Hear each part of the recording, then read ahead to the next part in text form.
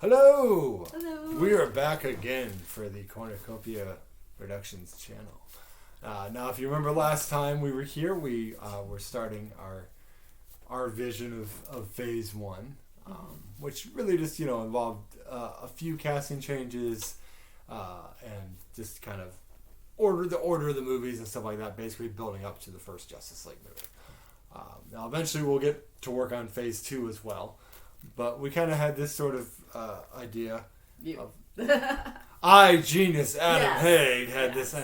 I had this idea of sort of not really a reimagining, but just like if there was a HBO Max series, mine would be for Green Arrow and hers would be Black Canary. Okay.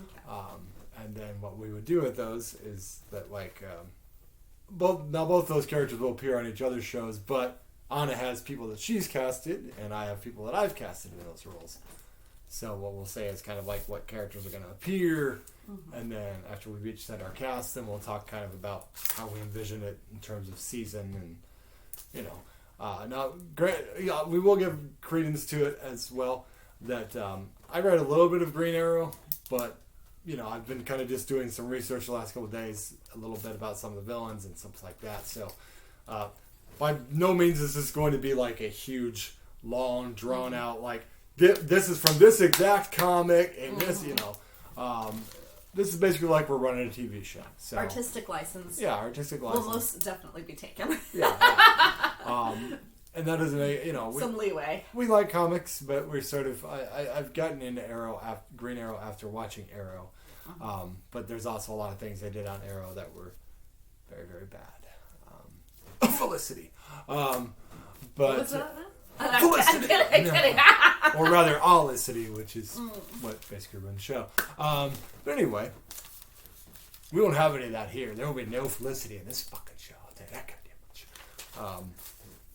Anyway, I digress, as I'm known to say. And do. So, I have digressed. So anyway, So we'll each read our sort of fantasy castings first, and then we'll go over kind of like our season 1. Yeah, right. How many seasons we lay out and stuff. Cool. Maybe who's the big bad is and stuff like that. Yeah. You want to go season by season? Yeah, let's do that. All right, cool. I like that. All right. Sounds good. Who would like to go first on their casting? Anna, ladies first. Oh God. Okay. Let's see what you got for this Black Canary TV series. Right. HBO Max. Alrighty. So, we've mentioned it before in other videos. Black Canary as a character has a very complicated history. Yes. So in order to streamline it a little bit, I'm going with, I guess, kind of a combination of, for our main Black Canary character, kind of a combination of Dinah Laurel Lance and Dinah Laurel Drake Lance from the comic books, but with Dinah Drake as her mother. Right. So that it's a legacy character. Absolutely. And so in that main role of Dinah Laurel Lance, I chose, oh gosh, I hope I say her name correctly, Alicia Vikander. Sounds about right. She's the actress who played Lara Croft in that Tomb Raider movie a few years back. She was in the Danish Girl. She won an Oscar for that. Yes. She's done several movies, and she's one of those actresses that is very chameleon-esque. Where it's like you don't really recognize her from role to role. Was she in that Ex Machina movie? Was Yes. she the robot? Okay. Yeah. Yes, that was her. Okay. Yeah. And she's very athletic. Black Canary's a martial artist, so it's got to be someone who who can pull, look at least like they can pull something like that off. And she's very versatile. I remember seeing I forget if it was Vogue or Vanity Fair or something, for their .com interviews. They were interviewing different actresses to have them do their takes on classic monologues. And for her, they gave her the Humphrey Bogart monologue from Casablanca. And Sorry, I'm not born. I was just no, I know. And it's kind of late where we're filming right now. And she pulled it off, but she did it while putting her own spin on it. And I remember just being really impressed with her after that and being all like, you just seem like somebody who can do anything. She is my choice for the lead role of Black Canary. Very cool. I picked Jeremy Irvine as Oliver Queen. He's probably best known as one of the guys from the Mamma Mia sequel. Mamma Mia. Yeah, he's more of a musical actor.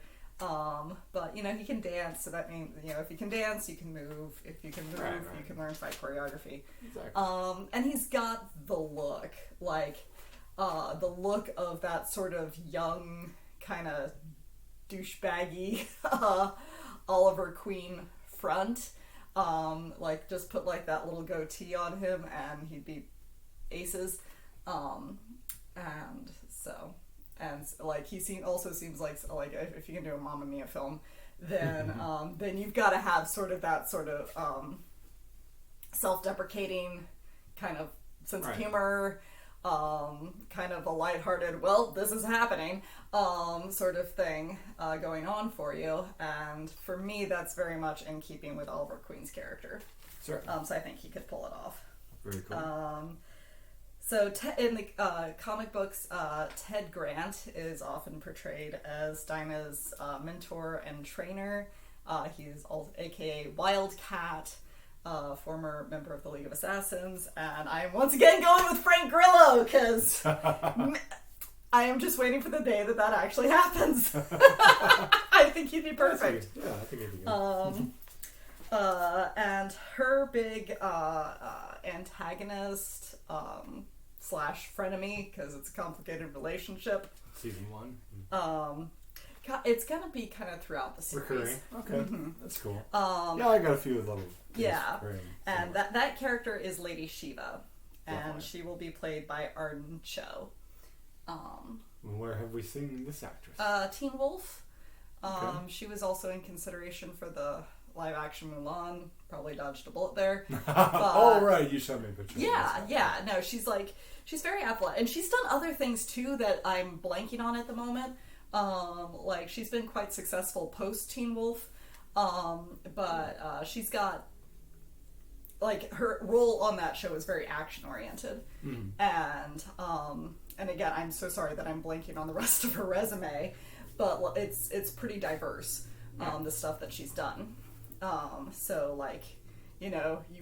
like she's got the range to pull it off and to give the character depth. Very cool. For Dinah Drake, the first Black Canary, and our Dinah's mother, I chose Lena Headey because I didn't actually cast Dinah Drake. That's okay. I should have, but I mean that's not your. I mean, yeah, it's okay. Okay. Yes. And in keeping with casting people from Game of Thrones, Barbara Gordon will be appearing on this show. Oh, okay. And she will be played by Sophie Turner. Okay. Going back to the red hair. There you go. Yeah. Which? And Huntress will also be appearing on the show. Helena Bertinelli. And this is just our trilogy of Game of Thrones actresses. She'll be played by Natalie Emmanuel. Okay. Who played? Oh gosh, what was the name of her character on? I really didn't watch Missandei. She played Missandei on Game of Thrones. So I'm one of those type of people who sometimes if people really hype up a show and I haven't seen it yet, I just totally have no interest. Yeah. Or I watch an episode and I'm just like, I don't get it. Yeah. She was playing one of those roles where it's all. It was kind of thankless. Her role, it connected with people, but it was kind of. It was kind of a thankless role, and from what I understand, as someone who did not watch season 8, she kind of got shafted. Her character. As it happened. Season 8 was apparently a disaster, from what everybody said. So. I didn't watch it, so I don't know. So here, she will not get shafted. That's good. She'll be shooting the shaft. Ha ha ha. Weisenheimer. Yep. And who else? So getting a little more into our recurring antagonists who will be popping up throughout the series. There's Tigris. That's her moniker. Her real name is Artemis Kronk. And she will be played by Sarah Jeffrey. Anyone who's watched that Charmed reboot knows her as the youngest sister on there. Yeah. Anyone who's into the Descendants movies on the Disney Channel knows her as oh god, why am I blanking on her name? No, not Aurora. But Aurora's daughter. But I've never seen that either, so I've heard of it. But yeah, she got a really cool villain song in the last Descendants movie. Oh, that's cool. Yeah, and she's so I think she's like, I feel like she could pull it off. Very cool. And then there is Icicle, who is, super threatening, as you might be able to tell by his name. And I cast. They had him in The Flash. Yep, he played Caitlin's dad. Yeah. Oh, Played okay. by Mr. Kyle Secor. Oh, okay. Tim Bayless from Homicide. Yes, that's right. Yeah, well, he'll be much younger here. Well, that's fine. Because he'll be played by Nicholas Hoult, Okay. aka Beast from the new X-Men movies. Oh, and cool. Sin. There's a character named Sin. Sin. Yes. I didn't include her in here. I considered. Yeah. She was on there. She'll be played by Noelle Kate Cho, who recently appeared in Minari as the young daughter. Okay. Yeah. Oh, that's cool. And White Canary will be played by Jamie Chung. Okay, yeah. Yeah, I know. I heard the name. What's she been in? She was in that god awful Dragon Ball movie as Chi-Chi. Oh, okay. Yeah. But she's also done a lot of martial arts stuff. I can't remember if she's the one who's in that new Kung Fu series. She might be. But she might be. Yeah. And she had another Kung Fu series several years ago. That's cool. As well. Yeah, so she'll be White Canary. Very nice.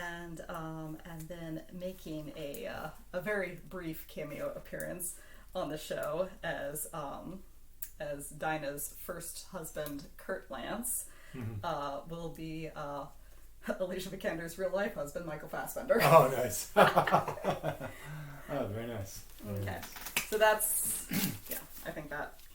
I think there's other characters who pop up too, but I didn't. Yeah, I was like, I'm done. This was the hardest part for me. So. If you look at my list here, it's a. Oh my god! I went deep into there over here. So I said, this is going to be more of a comic book accurate Green Arrow. And like I said, I will say this, but I really did enjoy Stephen Amell's portrayal. I think Stephen Amell's a talented actor. I think he grew with that show very well. But they also were trying to be more dark in Batman. That's really not Green Arrow. It really, like, if you were to equivalent Green Arrow, it would probably be kind of how Tony Stark's Snark in the Marvel movies would be like that.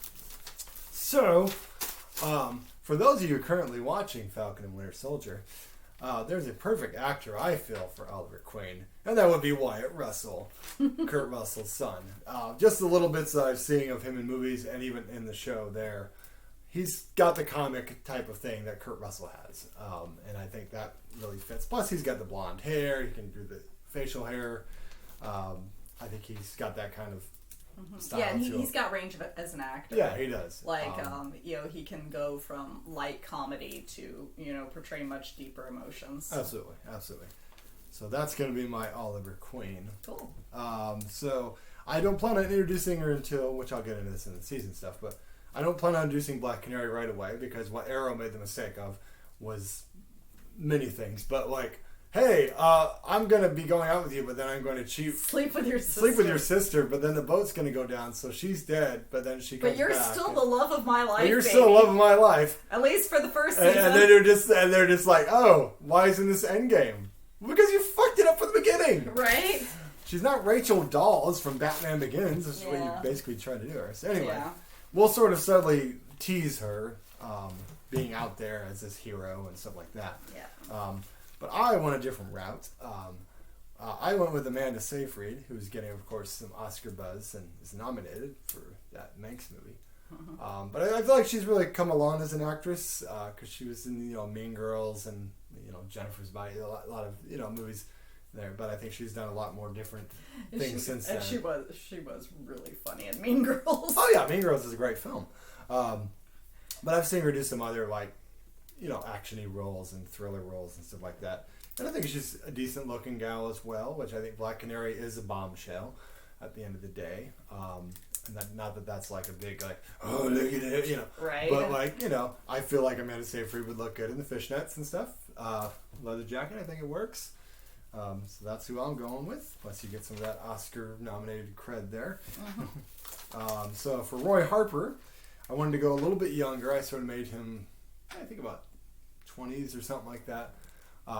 So I went with the actor named Lucas Hedges. He is actually a redhead, which is exactly what Arsenal is, a redhead in the comics. He was in that movie with Nicole Kidman about the conversion therapy. It had Russell Crowe. It was out a couple years ago. Oh yeah. Yeah, he played the son. He played the son. Yeah. Yeah. And he's done. He was also, I think, in a movie with not Phoenix's brother, but Affleck's brother. Yeah. Casey Affleck? Yeah, it was a movie set in Boston or something like that. He was in that movie too. The Afflecks made a movie set in Boston? That never happens. I'm shocked. Anyway, so he'll be my Roy Harper. So my main villain for, we'll get into that anyway, but one of the villains is going to be China White, which she was in Arrow as well.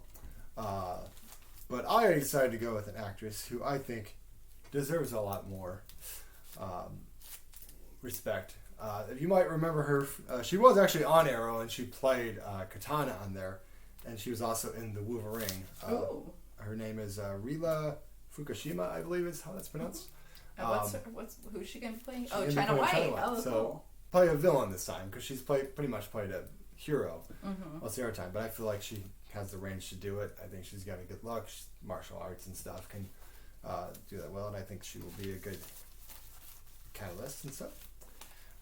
So then I have Mia Dearden, who Theo was basically sort of amalgamated to on the show. But I decided to go with Chloe Grace Moretz in that role. Oh, cool. Just because I feel like she needs sort of a comeback. It feels like she's in a Tom and Jerry movie and just Tom and a girl, but she's gotten a lot of bad choices lately. So I feel like, plus Mia Durden, didn't she start off as a prostitute or something like that, or something? Yeah, like a street person. Yeah. Or something? Yeah, I feel like that'd be a nice way to delve into it. So then we have Cheshire, whose name is Jade. Her character's name is Jade. I chose actually because I was looking for an actress that was Vietnamese, and I actually found her name is Veronica. It's NGO. I'm not really sure how you would say that. Is it Veronica? No, I don't know. I don't know how to pronounce that officially, but anyway, if you did see The Last Jedi, and if you did, I'm sorry. It's the sister of Rose Tico at the beginning. Paige Tico. Yeah, yes. She will be playing Cheshire in my show. Oh, yes. Yeah. So she's really good. I wish she got more screen time. Yes, agreed. All right. So anyway, while they won't Justice for Paige Tico. I know, right? While they won't have huge parts because of obviously what happens in the comics, I did cast a Robert and Maura Queen. My Robert Queen will be Clancy Brown, who has done Lex Luthor's voice. He's been in tons of movies, character actor. You know who he is. He's got a very deep voice, but I think I got something to say. Yeah. We don't burn out. We just fade away. Yeah. But he's been in tons of he's been Highlander. He's been in tons of horror movies and stuff. I think he was in Avatar even. But he is. But I can see him being dressed up in a suit and being rich guy, who's got secrets. And then I went for Maura Queen. The actress name is Jane Atkinson. She actually was on 24 and she was on House of Cards. But she's got a very she's got a southern accent going on. She seems really like someone who could play off kind of being a rich matriarch, so to speak. Yeah. And I always liked her in things I've seen her in. Okay, Malcolm Merlin. All right. Very important character, obviously, who was well played in Arrow. Yes. By the excellent name escapes me at the moment. You know his name. Yes. What's his name on? I can't. Oh my, you can't remember his name too. Oh, what's his name? I know it, but I'm not going to speak Captain Jack Harkness from Doctor Who. Yes. I said, sorry, we're both. Oh, John Barrowman. John Barrowman, yes, who did an excellent job. Even if at certain points in future seasons he just seemed to just be there. We don't know what the hell to do with you. It's like, we really like you, but we don't know where to put you. Yeah. No, I feel like Merlin will not, obviously will go into the seasons, but I don't want him to be like the season 1 villain. Because that kind of just like, and he'll be recurring and stuff like that. We'll be setting the seeds more. But I decided to go with John Hamm in that role. Just to give a little bit of a, Nice choice. Yeah, because he's got that kind of look to him that he can be, rich and powerful. And if you're saying Mad Men. I did cast someone to play his son, too. I was originally thinking, I'm like, do I want to bring Tommy in or not? But I'm like, what the hell. He technically is in the comics, so... I went with actor Max Thoreau. He was on Bates Motel. He played his half-brother, step-brother on there. And he's been in, a decent amount of movies and stuff like that. I feel like he's kind of got that look, that, rich boy look. I'm starting to get into some of our villains here, too. So for Count Vertigo, who I want to give justice as a villain, because he has potential to be like a Green Arrow's Joker, essentially. I went with Bill Skarsgård, who, of course, you remember, played Pennywise. Wow. And I just think that, like, in terms of playing this Vertigo character, I think he could really do a lot of fun things, especially what we saw him do as Pennywise.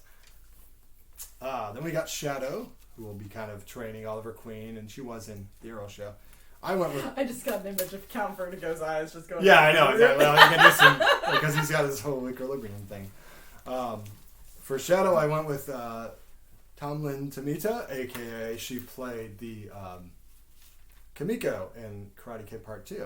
Oh. So I wanted to go a little bit older with Shadow, because in the comics, she has a child with Robert Queen, and I thought it might be kind of weird otherwise. So we're not going to be doing the storyline from the comics where she rapes a drugged Oliver Queen, because that's just creepy. We're not going to do that. Plus, this gives her a nice, decent role, and she'll be recurring throughout the show. We're not going to kill her off so quickly like they did on Arrow. Then we have Brick, Danny Brickwell, who in the comics actually is made of stone. Yeah. So I went with Dominic Purcell, who is now available after leaving Legends of Tomorrow due to some differences with the studio. But I feel like he's built pretty, pretty well. A good choice. Yeah, and I think he'll play the role well. Then we have Clock King. Also played Dracula. He did in Blade 3 that we'd all like to forget. Blade 3. Then we have the Clock King, who I wouldn't have a couple sillier villains, and Clock King is kind of a silly villain. And I actually went I went Macaulay Culkin on this one. Oh! He can have some fun with that, do something, get him back in there. I know he's going to be in American Horror Story Season 10, which is cool.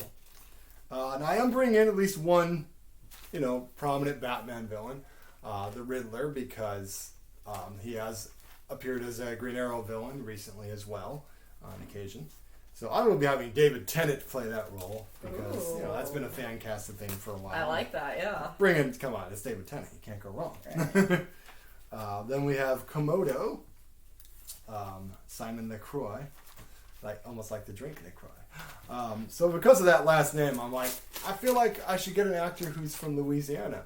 Oh, okay. So I looked up actors from Louisiana, and I come across Mark Duplass. For those of you who don't know who Mark Duplass is, he was on, I believe, the show The League or something like that. But him and his brother are productions. But he was in this movie called Creep. It's on Netflix. There's actually 2 of them. And the way he played that role was just really he played it really creepy. I feel like he can play that kind of, and plus he's from Louisiana, so he can play kind of that Louisiana accent well. So, and he also looks like someone I know too. So it's kind of that Craig Trolley. He looks exactly like Craig. For Deathstroke, I am bringing in Deathstroke, And Joe Manganiello's going to get some goddamn justice and get to play that fucking role. Even if it's not in the DCU, damn it. So he'll be still playing that role here. Then we have Onomatopoeia, which is a character that Kevin Smith said would be very tough to adapt because he's supposed to make those noises with everything he does. But I say, damn it, we're going to do it. And I thought to myself, while reading about it, you really never see his face. He never takes off his mask. Mm-hmm. So being that actors are all about, I'm a good-looking guy, I need to be shown I'm an actor, I thought, let's go with someone who's more of a stuntman. So I went with Derek Mears, who played Jason in the Friday the 13th remake. He plays the Swamp Thing when he's in the Swamp Thing, on the Swamp Thing show. So I figured that would be the best way to go with that character. That way you have an actor who's not so worried about, well, I need to show my face. It's like, well, you're a stuntman. Yeah, and it's more about, movement. Yeah, which I was considering. I wanted to go a little bit younger stuntman because I considered the actor that's playing the stuntman for Michael Myers. Then I read that he's like 60s. In his 60s, I'm like, well, that might be that's a brave man in his 60s. Then we're going to have Prometheus come in as well. And I decided to go with Tony Todd as Prometheus. And not just as a freaking voice like the Flash used him.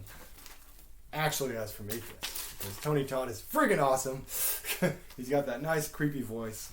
It's going to be a nice... He's so great. It really is. All right. Then Red Dart, I went a little bit younger with her because I wanted her to be more of like a henchwoman, so to speak. And I went with Abigail. Yeah! Calm yourself. Sorry. I went with Abigail Breslin.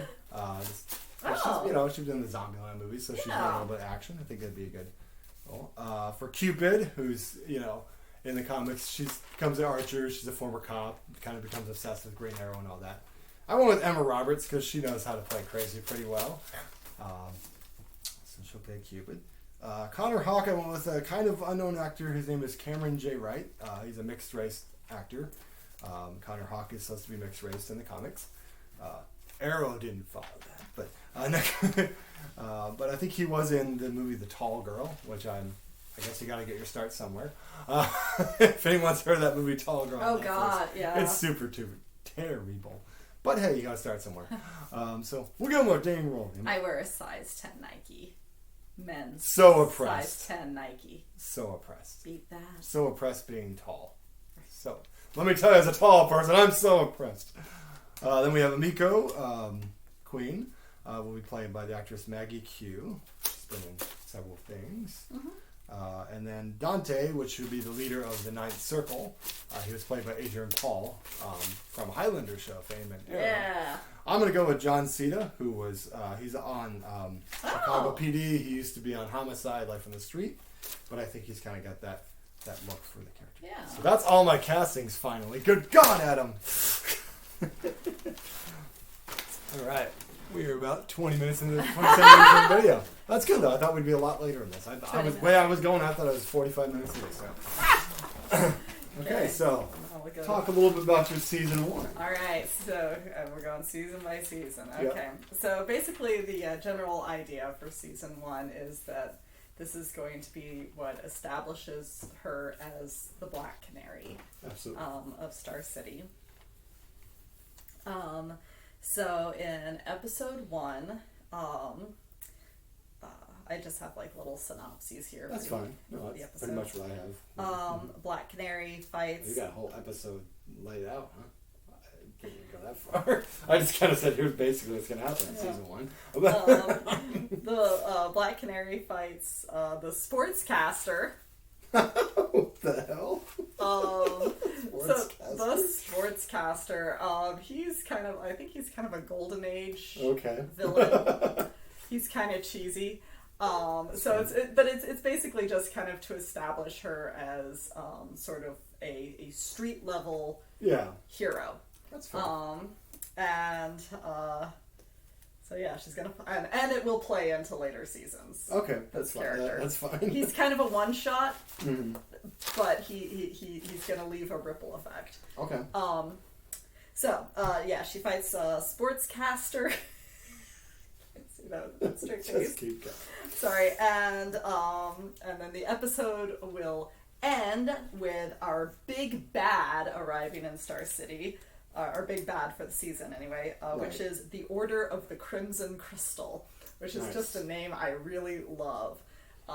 They are also a Golden Age villain. They're kind of like I think a one-shot sort of like society in like the 1940s, but it's basically like this like cult of women brainwashing other women to like be evil. Very nice. But otherwise known as SJWs now. Oh, stop! Just kidding. But no, I was like, first of all, it's just a cool name, and second of all, like, you could really do so. I feel kind of sad that that's not an idea that's been like picked up in more recent comic books, because it's like you could go places with that. Like this secret underground society, like using mind control to turn people into their bidding without anybody like knowing about it. So they are going to be the big bad for season 1. Okay. So yes, the order. I just love to say it, the Order of the Crimson Crystal. Yeah, that's very nice. So episode 2 is kind of a quieter episode in which Dinah mourns the 1-year anniversary of the death of her husband, Kurt. Oh, nice. Kurt Lance. Now, is this Dinah Drake or is this Dinah Laurel Lance? This is Dinah Laurel Lance. Okay. Yeah, because, like, again, with the New 52 and Rebirth, they kind of, like, things got kind of subsumed. My idea is kind of, like, combining Dinah Drake Lance and Dinah Laurel Lance. Okay. And so it's kind of that whole sort of thing. I really like you. It's kind of weird that we already have the same last name. Yeah. Because how many, like, say, Smiths are there in the world? Or Richardsons, who are not related to each other at all. There's even Higgs. Yeah, so that's why I was going with her husband. Okay. That's fine. Episode 3, this is where Dinah and Ted start to like hear kind of like rumblings about this order and start to investigate them. Episode 4, and that episode will end with the order kidnapping the mayor's daughter. Episode 4 is when Dinah rescues the mayor's daughter from the order, but it turns out it might be too late, like they already got to her with their mind-controlling powers. So episode 5, Dinah has to get some help to reverse the effects of the mind control that is starting to take over like the order's victims, and she gets some help in a librarian by the name of Barbara Gordon, aka Batgirl. Nice. Episode 6. And basically, like, there'll also be like some sort of MacGuffin. I don't know what it'll be, but some sort of MacGuffin that helps like reverse, like, or depower the Crimson Crystal. Oh, okay. So episode 6, Dinah goes to Seattle to retrieve whatever the heck this MacGuffin is, and that is when she meets billionaire Oliver Queen. Very nice. Episode 7, she goes back to Star City and officially is able to break the hold that's being held over the victims, which now gets the Order's puts her in the Order's crosshairs. Episode 8, the Order gets Ted, and so Dinah gives herself over to them in order to free Ted. Episode 9 is a flashback episode that basically goes into her whole backstory of how she got to this point. So that'll be the whole thing with Dinah Drake as the original Black Canary, getting killed, our Dinah being on the street, getting taken in by Ted Grant, being raised by him, being trained by him, the reveal that she has these weird meta powers, the time when she first met Kurt, all of this. It'll be kind of as the Order is basically trying to get inside her head and control her. Yeah. And then in episode 10, Dinah is able to not get mind controlled. She defeats the Order. Yeah. And this is the moment that establishes her to the city as the Black Canary. And it also attracts the attention of Green Arrow, who we may or may not have already met earlier in the season, Right. and Lady Shiva. Very cool. So you set the wheels in motion. Yes, the wheels in motion. Very nice. Very nice. All right. So I didn't know we were going episode by episode. Sorry, I no, just kind of went season one. It's only for my, like... No, that's fine. I mean, that's not bad. That's not bad. So anyway... I think you can tell from listening to this which parts we had an easier time writing and which we had a harder time writing. Right, yeah. Well, writing is hard. It is, yeah. For me, I think writing original characters is easier than writing, like, if I had to take over a comic book, then I'd have to be like, okay, well, I need to read. But at the same time, if I was to be a showrunner, I would make sure that I read every single Green Arrow comic there was, and know everything about all these characters, so that because I think that's important, as opposed to being what a lot of showrunners in Hollywood do, where it's like, oh, we don't need to read that trash, just, we'll make up our own stuff. We don't need this. And that's fine to a point, but then you have Mark Guggenheim. So, anyway. All right. So, the way season one will kind of lead in is that Robert Queen will have kind of a protege. That would be Simon LaCroix. And I was saying that. I don't know if I'm saying that name right or not. So he works for him, and he's kind of taking him under his wing because Oliver's partying. He's a billionaire son. He's kind of he's drunk, partying, all that stuff, hanging out with Tommy Merlin, all that stuff. So he's not really super essential. So this guy figures, well, hey, I'm gonna freaking get this company when this guy's a screw up. He's not gonna get anything. So Right. So anyway, so Robert Queen is also into archery as well, and he goes on a quest with Simon and stuff like that, and a couple other people to find this green arrow, which is supposed to be this totem of sorts. But what happens is that we find out that Simon's going to betray Robert.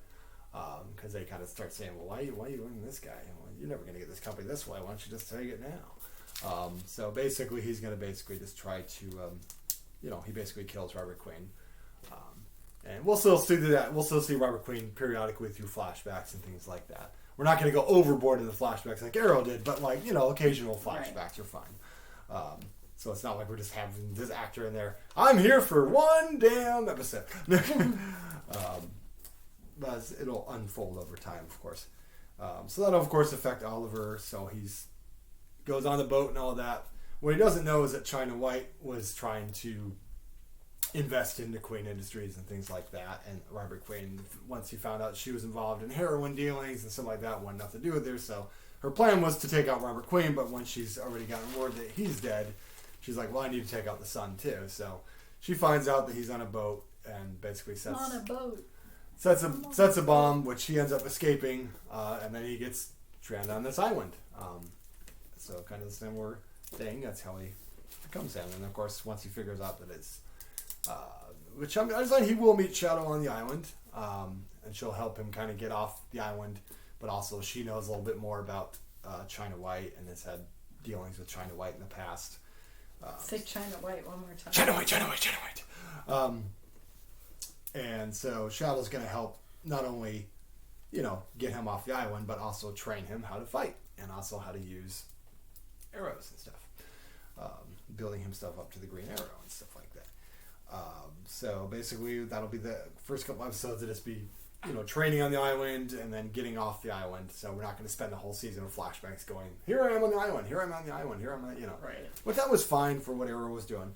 But... we don't have to say Well, yeah, they kind of got a little overboard. Like, they did. They clearly ran out of steam after the first two seasons. Yeah. Those flashbacks. Yeah, agreed. There was this flashback to flashback. Let's see how this relates to what's going on in present day. How about nothing at all? All right. So anyway, Malcolm Merlin will be around, just kind of as a friend of the family and things like that. He doesn't have a relationship with Mora in this one like they did in Arrow. But he's a businessman too, so he's rich and stuff. So he's plotting things here and there, and he is secretly being trained by the League of Assassins still. So there's still that connection. So basically, Red Dart will be hired by China White. Once she figures out that Oliver Queen didn't die, then she's hiring Red Dart to kind of take him out. Meanwhile, Simon LaCroix is trying to take over the Queen company because he's like, oh, well, I have this paper here that says Robert Queen left this to me in the event of his death. He feels that you're too much of a screw-up, Oliver, and so I'm taking this company. So that kind of leads Komodo as, because he's becomes Komodo and stuff like that. So he's also an archer, as well. And so that sort of leads us into, he'll still be around as kind of the big bad for season 2, but we're kind of setting him up to be Komodo, because we already had him kill Robert Queen, but Green Arrow doesn't know that he killed Robert Queen, so that's going to be kind of the mystery as he goes out on the streets and stuff like that. And Tommy Maroon will be here and there. We won't meet Roy Harper yet, but we'll have a tease that Green Arrow's heard about this Black Canary and stuff going on. So that'll be sort of maybe she shows up on the last episode as sort of like, they meet each other for the first time, and maybe they even have a little bit of a fight or something like that. Like, you're in my way to setting up, and then season 2 will be about getting them to setting up that relationship a little bit more. All right. Did you just have season 1 laid up? No. You have more? I have more. Okay, good. We were going season by season, right? We are, yeah. All right. I just wanted to make sure. So season 2. Season 2. I need a beverage if I'm going to be doing that, though. Okay. So hold that phone. Hold that phone. Or you can keep going, because it's a video. Okay, all right. I need So beverage. season 2.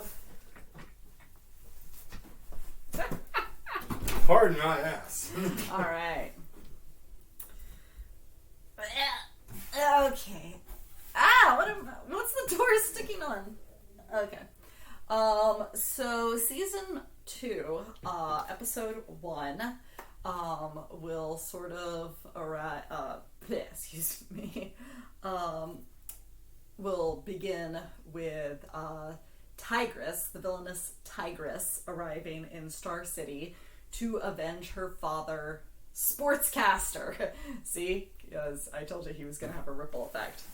Did you hear me? Sportscaster. Yeah. So, I was saying that for episode 1 of season 2, Tigris will arrive in Star City. Very nice. To avenge her father, Sportscaster. Oh! Yes.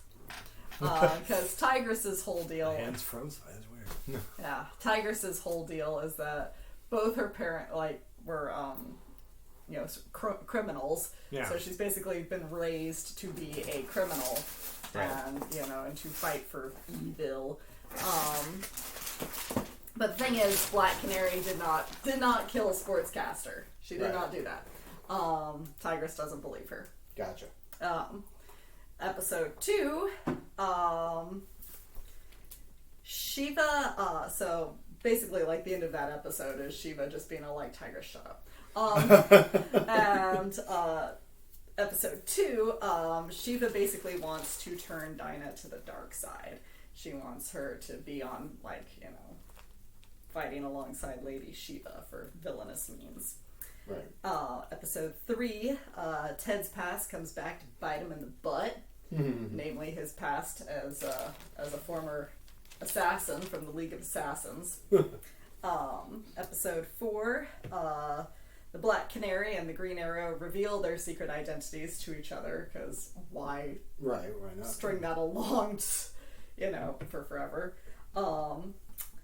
Episode 5, there's going to be a lot of fighting episodes this season. Yeah, of course. Yeah. Martial arts. Yeah. Stuff, yeah. So episode 5 is it's Black Canary versus Lady Shiva versus Tigris, triple threat. Nice. Episode 6, the League of Assassins. So when I say League of Assassins, it's not so much like Ra's al Ghul. Yeah, I understand.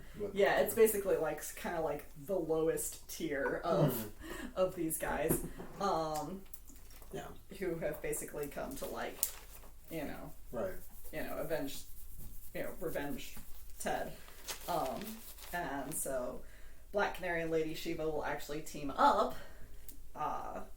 against them in episode 6. Episode 7 is Ollie and Dinah versus Tigris and Icicle. Nice. This is where Icicle comes in. Nice.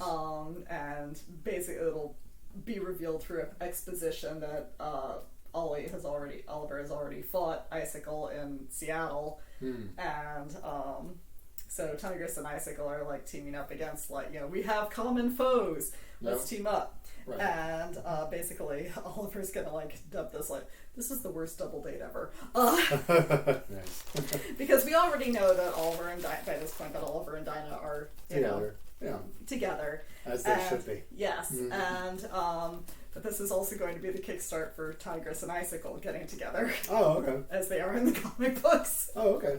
I did not know that.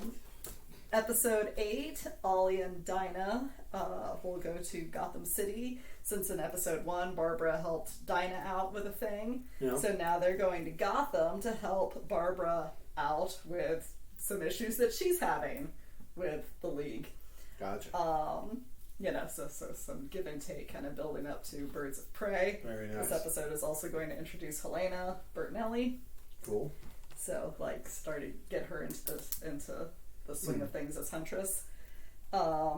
Episode 9 is kind of like sort of like because like all these episodes have been like, fight. So this will be sort of a quieter episode. So like getting a sort of a bigger read on Dinah's relationship with Oliver and Dinah's relationship with Lady Shiva. One of these is, becoming a very close, loving relationship. One of these is obviously very tumult. Like, I don't even know if I can call you a friend. Yeah. Like, because, And at the end of that episode, Dinah and Shiva make a deal with each other, but we are not privy to what that deal is. Gotcha. And episode 10, Lady Shiva actually does join Team Good Guy. Okay.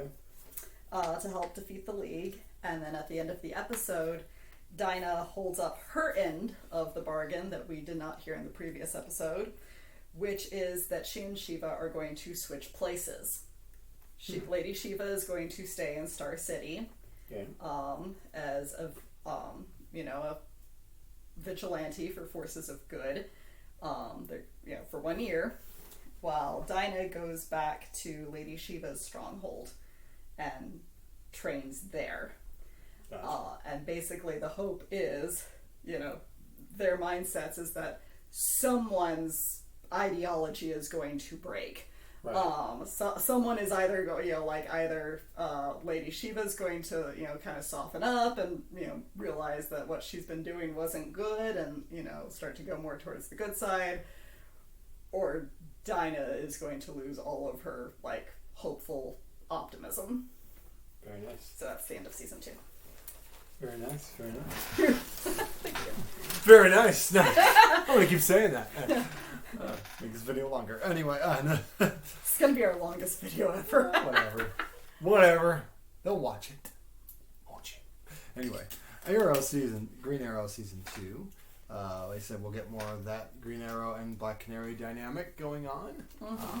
Canary will be kind of in and out on this season because she'll have her own stuff to do and deal with her city and stuff like that. But they'll still have lots of episodes together and sort of build their relationship, as it were. We'll also meet Roy Harper this season, and he'll be kind of looking up to the Green Arrow, and eventually there'll be some thing where Green Arrow will save him from some muggers or something like that, and they'll gradually develop their friendship and stuff.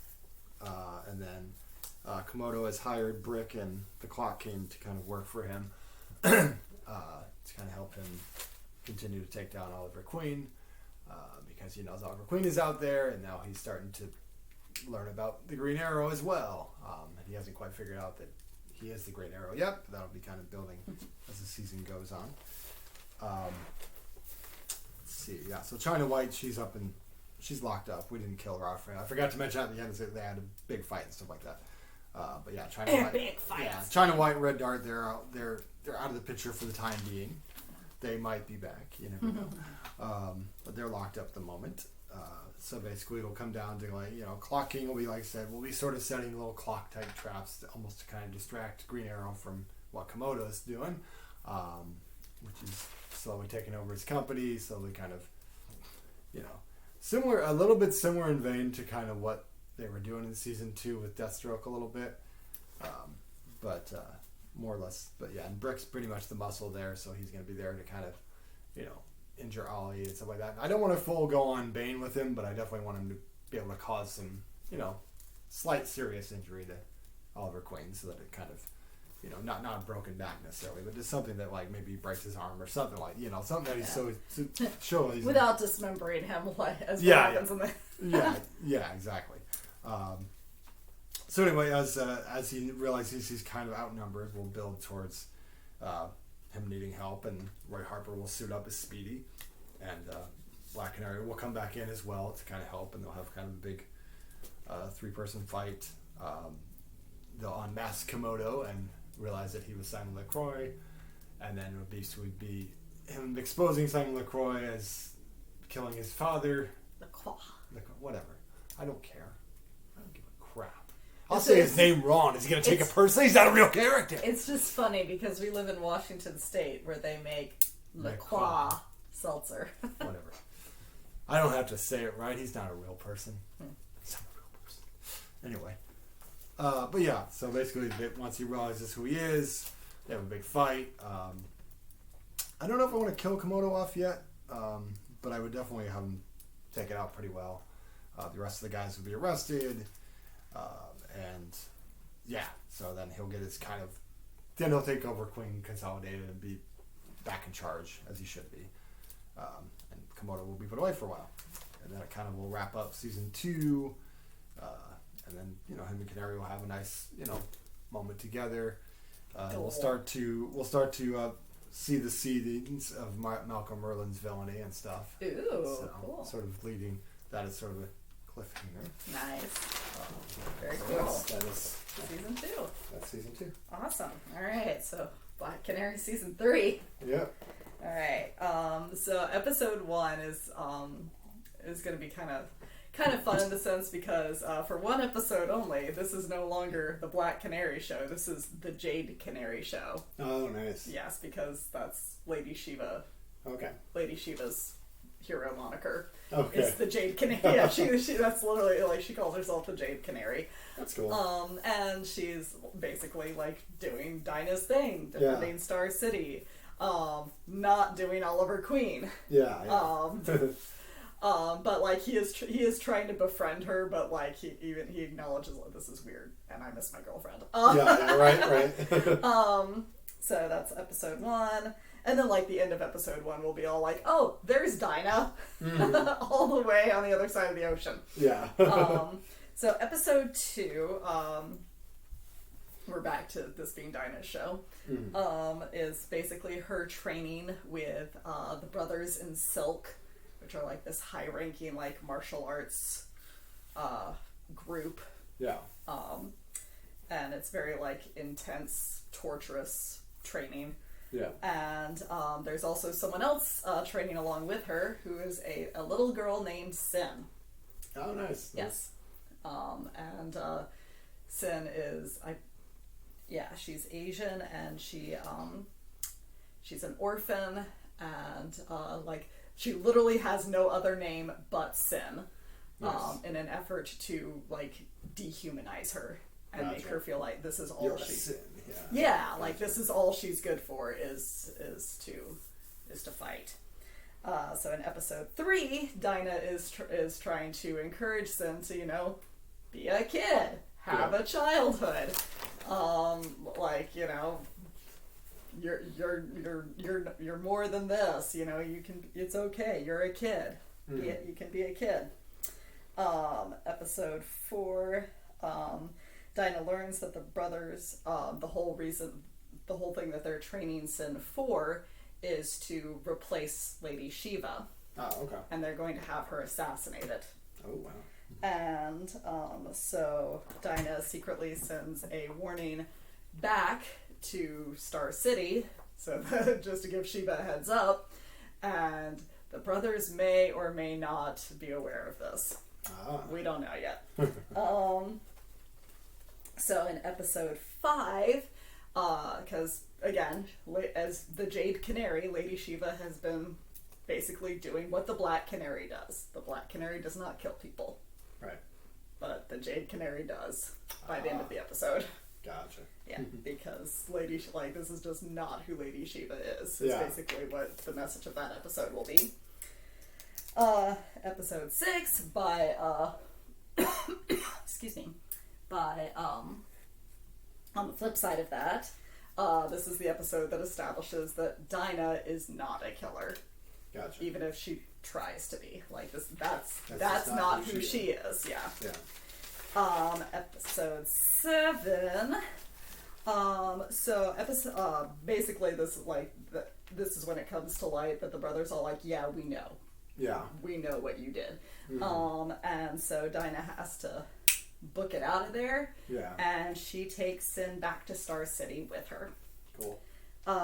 Episode 8 is when Dinah and Shiva confront each other about, like, you know, well, what have we learned? Maybe nothing. And now these guys are coming after both of us. Yeah. So episode 9 is when Dinah and Shiva take down the brothers in silk. Yep. All of them. Nice. Dinah, you know, is more about like, let's take them into justice, and Lady Shiva just kills them all. Gotcha. And then episode 10 is when it like spirals into Dinah versus Lady Shiva, because that's the point they're at. Yeah. And yeah, that's it. That's it for season 3. All right. Very nice. Thank you.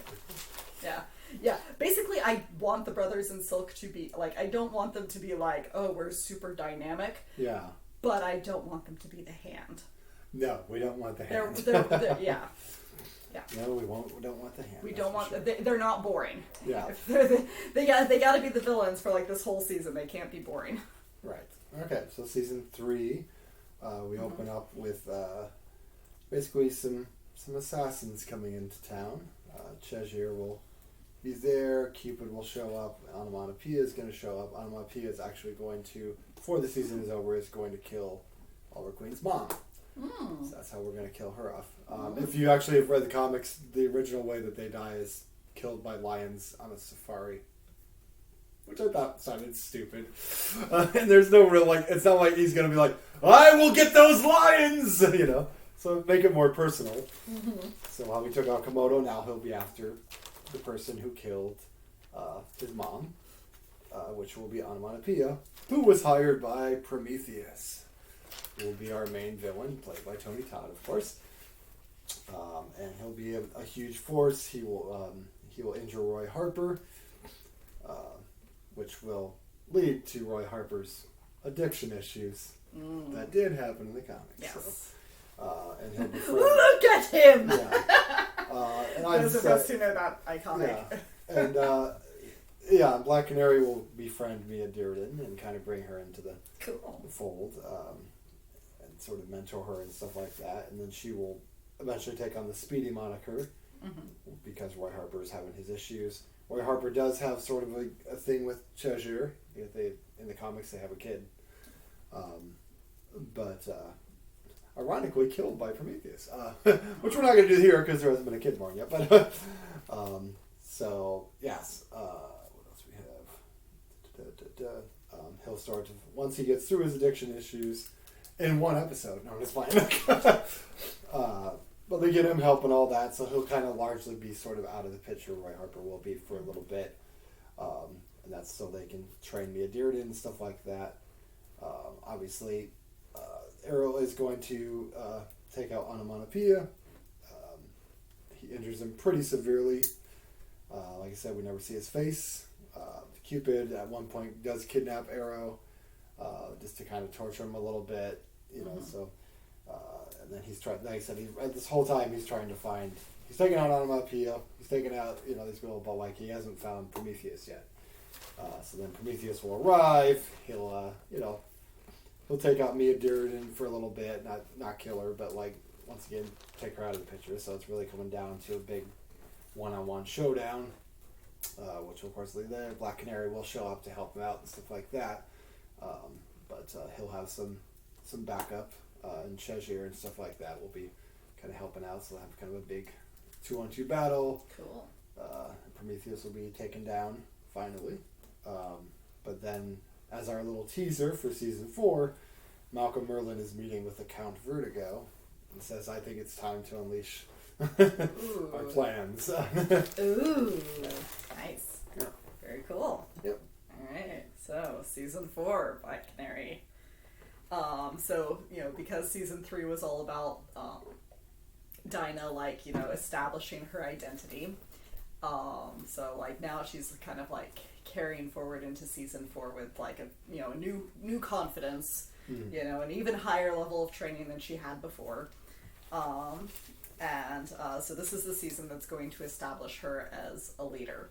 Cool. So episode 1 begins with Dinah adopting Sin as her daughter. Cool. And renaming her Cynthia Lance. So like she'll still go by the nickname Sin, but now she has Lance. a name. Yeah. And she also forms the Birds of Prey with Barbara and Helena. Nice. Yeah. Episode 2 will be kind of a lighthearted episode because this is where Dinah and Ollie like have they're at the point where their relationship where they're living together. Yeah. So it's one of those things where like they're balancing like this new stage in their relationship, also being like, oh yeah, and we also like are vigilantes. Yeah. We're kind of messed up. Yeah. Right. Yeah. And then episode 3 is an even more lighthearted episode because it's basically Ollie and Dinah versus Tigris and Icicle Part 2. Nice. Except this time, like, the focus is on Tigris and Icicle.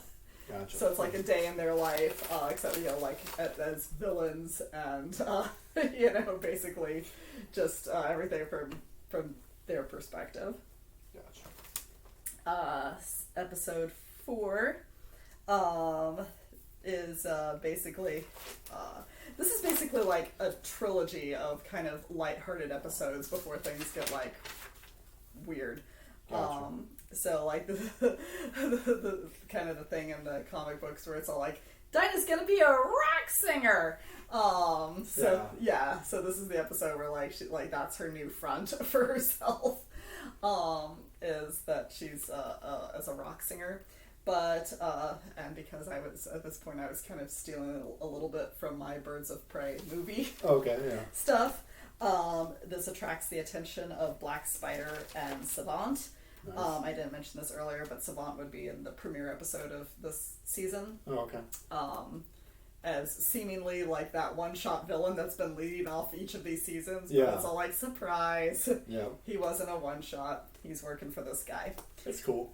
And then episode 5, we think Black Spider is going to be the big bad of the season, but haha, psych, Merlin comes to town. Oh, nice. I've got a Merlin too, but he's not as big a character as he is for you. Right, that's cool. Episode 6 is basically getting more into the big fight stuff, is Birds of Prey and Team Arrow versus Black Spider, Savant, and their dudes. Yep. And obviously our heroes win, but turns out it was all a ploy because in episode 7 Merlin kidnaps Sin. Nice.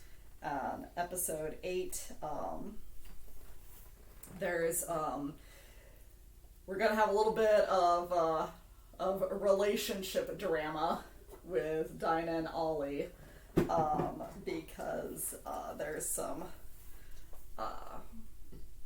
friction about what they should do when Sin's safety is threatened. And basically, like the idea of like, why did you adopt her in the first place when this is what we do? Right. It's like, well, what am I supposed to do? So a little bit of friction, but it all works out. This is not the CW. And ultimately, in episode 9, Merlin is defeated. Episode 10 ends with Ollie proposing. Oh, nice. Yeah. Cool. Like everything ultimately works out, Very basically, nice. by the end of the season. Alright, so That's your season 4? That's my season 4. Alright, season 4, The Rise of Malcolm Merlin. Nice. And Count Vertigo. So we'll be mostly starting with Count Vertigo. He'll kind of attack Team Arrow. He actually, messes with Dinah's powers a little bit because of the vertigo. Well, that's cool. Yeah. So she'll be kind of, down for a little bit. Yeah. And then Roy's all clean now after his experiences and stuff with the addiction. He's recovering and, back ready to fight. And now that... His arsenal. Yep. He'll be Arsenal. Mia will be Speedy. They'll kind of tease a little bit of a romantic thing, too. And Ollie suddenly, he's focusing on going after Count Vertigo. But he's slowly evolving that Malcolm Merlin's been behind a lot of these things. And involved in a lot of these things. And had connections even as far back to China White and Komodo and stuff like that. And maybe has been plotting as well to take over Queen Consolidated and things like that. So they'll have their first kind of fight, and Merlin, much like an Arrow, will beat him pretty bad the first time. And then they'll have a big fight towards the end. I'm trying to think if there's anything else I need to add in here. So I just wrote a few little basic little Johnson notes. But yeah, basically they'll have a big fight. Black Canary will heal, of course. So Merlin and Vertigo will be against Black Canary and Arrow. And then towards the end we'll see basically a sign that says Deathstroke is coming. Nice. So that'll be the tease for the next season, season 5, which will be all about Deathstroke. Looking for revenge because Ollie in the comics, if you remember, actually poked something in his eye. Blinded half his eye, so. Yeah. Okay. Cool. All right. It didn't seem like as much elaborate as... No, yeah. I feel like it, because I was having a moment where it's all like, man, season 3 was so big. It's all like, feels like, what the heck do I do with season 4? Yeah, that's kind of where, well, season 4 is big. It's big with those two villains, but like, Yeah. Alright, so season 5. This is my last season. Okay. And it's gonna be weird. Yeah. So, episode 1, we're going back to our one-shot villains again. And she's someone who's popped up on your show already. Yeah. Cupid! Oh, nice. Yeah, basically, it's just that she's stalking Dinah because she's obsessed with Oliver Queen. Right. Yeah. Makes sense. So it's one of those things where it's like, it's going to be kind of like a lighthearted episode, kind of like, to go into the fact that, like, at the end of the episode, it's all like, aliens exist. Like, there's this whole universe of stuff going on that we have not been aware of up until now. So episode 2 is basically just like, Earth freaking out over the fact that, like, what the heck is Krypton? Like, all this, Greenland, what? Like, all this stuff. With, Justice League-y hints. Like, it's talked, we're not seeing it. It's just being talked about. That. I guess So, episode 3, Birds of Prey are doing their thing, and this is the episode where Tigris and Icicle turn face. Nice. Sort of, yeah. Yeah, because they help out, but they help out. Right. So, episode 4, because I didn't want to, like, drag it out for a whole season. This is the one where Dinah and Ollie get married. Gotcha. Yeah. That's cool. And Lady Shiva shows up. Of course. Of course. And episode 5 is just no one being able to tell what the heck she's up to. Like, is she, like, back to her old ways? Is she genuinely trying to be friends with that? Like, nobody knows. Right. But she is, like, using her own powers to, like, communicate with other things. Right. Like, she seems to know more about, like, And I was super vague about our villains this season. I couldn't decide if they were Kryptonians or if it was Vandal Savage or if it was like something. But like, basically, the idea in this episode is that Shiva knows more than she's letting on. Gotcha. And so, episode 6, turns out Tigris is pregnant, so she can't fight at the moment. And our heroes and villains team up to protect her from whatever it is the big bad of the season is. And it kind of establishes, basically it sort of ends things off with Tigris and Icicle as sort of like anti-hero, anti-villain sort of status, because Icicle is part of the Suicide Squad, along with Savant. So like they're no longer like straight villains. And like I was thinking, like even at the end of the episode, like Oliver and Icicle are kind of like, you know, chit-chatting a little bit, and they're like, still hate you, hate you more, like, you know, that sort of thing. Right. And episode, so at the end of that episode 6, turns out that the thing that has been coming after them is White Canary. Okay. Who we find out in episode 7, she is the last she was Sister Silk. Okay. We did not see her, like, you know, she was talked about in season 3, but we never saw her. Because she was not actually being allowed to join the Brothers in Silk because she's a woman. Yeah. But now she's come to take vengeance for the death of her brothers. Gotcha. And so episode 7 is White Canary going after Sin again. Right. Poor Sin. And so Ted like takes her underground to protect her, and Shiva like teams up with White Canary to like, you know, sort of goad this on. Right. And episode 8 is Black Canary versus White Canary. Nice. And episode 9, White Canary is going to get her hands on whatever the heck the MacGuffin is to destroy the world, because she's just that, like, you know, spun out on grief. And Ollie and Dinah they are prepared to sacrifice themselves to save the world. Right. Which goes into episode 10. Yeah. They're able to save the world without sacrificing themselves. Cool. And that earns them a visit from someone. Yeah. I don't know who it would be. But somebody offering them the opportunity to join the Justice League. Very nice. Yeah. And that's what moves them on into, like, more of, like, cool, bigger things. Yeah. And that's the end of the series. Oh, very nice. Yeah. Well, you've thought this out very nicely. Oh, thanks. So, season 5, Deathstroke arrives with his children, Ravager, and what the hell's his son? Jericho? Yeah. Yeah. Working for him. He also lets Komodo out to help work for him as well. And we also will meet Amiko Queen, who has been raised by Komodo, thinking that, you know, she's his daughter and stuff like that. So for right now, she's Amiko LaCroix, or whatever you want to call it.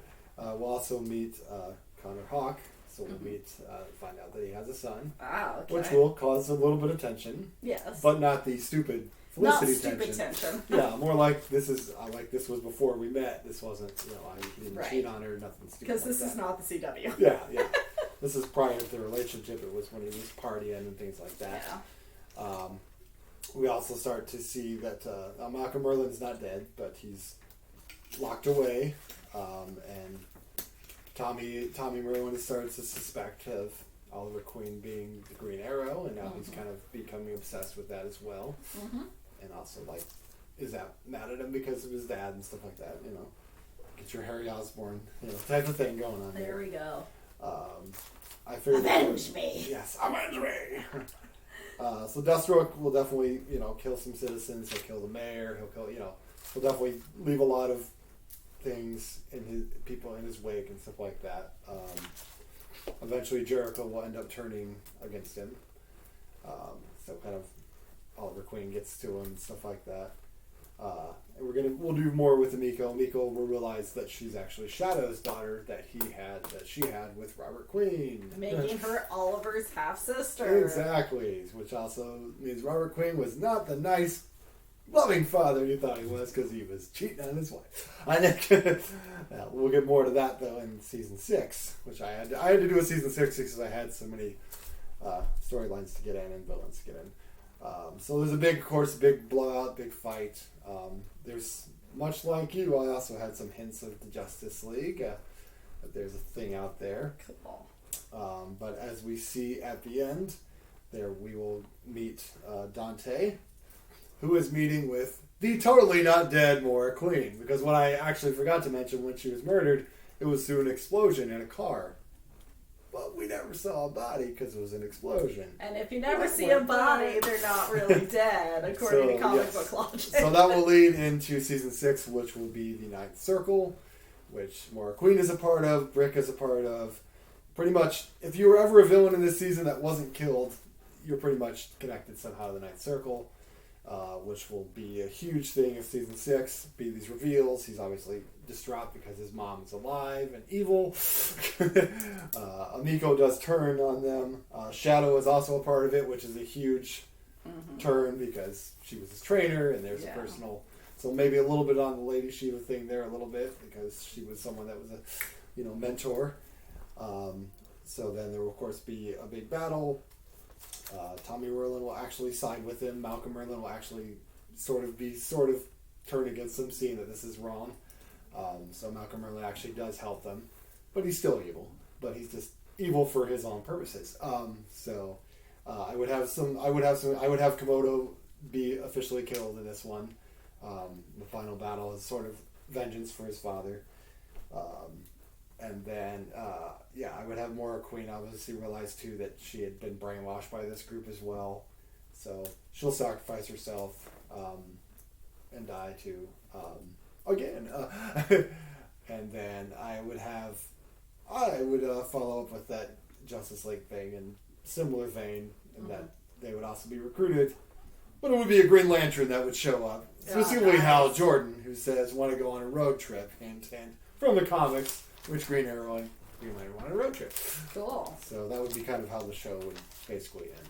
Yeah. And obviously there would be, with actual writing things out, there would be more details and stuff. But this video's already an hour and 17 minutes. So. Oh my god. Our longest video ever. But hey, there's people who do these type of things and they're longer than that. So. Yeah. So cool, guys. We hope you enjoyed this. Yeah. We hope we didn't bore you. We're not like, God, they ever shut up? God. Oh, stop. And this was fun. Yeah. This was a lot of fun. This may be something I don't know. Yeah, we might. By we, I mean I. Or both of us. Yeah, delve into a little more deeply. Yeah, that's possible. Who knows? Yeah. It was fun to look up those characters and kind of look into it. So, in addition to obviously doing things with DC and DCU going forward, we've talked about a couple other things we might tackle as far as fixing what didn't work. We talked about the Terminator. We've talked about Star Wars.